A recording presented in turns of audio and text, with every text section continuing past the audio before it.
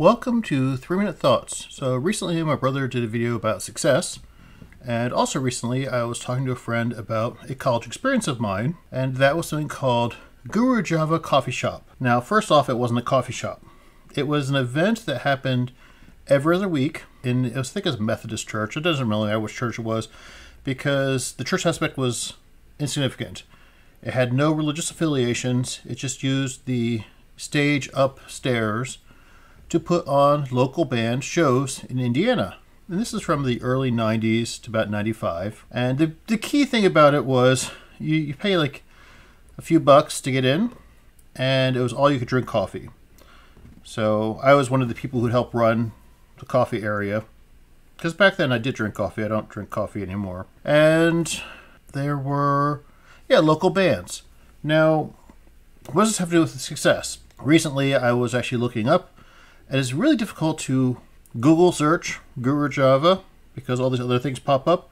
But if you put in like Purdue or Lafayette, you'll find one of the people who ran it was a guy named Fuzzy, and he, I think it was about 20 years ago or 15 years ago, made a web page just talking about the whole event. And they had very cool posters, and top of the poster design, and the various bands. And the bands were Two Penny Hangover and Ice Makers for the Revolution were the two main bands that I'd say were big names, even though no one's heard of them outside of Southern Indiana. They didn't move on to anything else as far as I know, nor did any of the people who were part of those bands.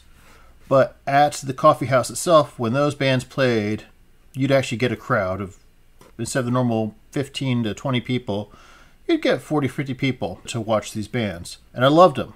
They were especially Ice Makers for the Revolution. They had a song, and I've tried looking for it. I just remember the chorus was like carnivore, carnivore, because it's a vegetarian song, but they're trying to like say like mock meat eaters.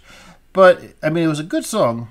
I don't think it was their song, which is why when I look at their discography, I can't find the song related to it. Maybe it's a different folk song that they were just like covering, but I can't find that song either. But what does that have to do with the success? Well, even though, again, out of Southern Indiana, they weren't really heard of, anyone who went there were huge fans, and we loved it. We had great experiences from those events. And in that sense, they were a success because they gave happy memories.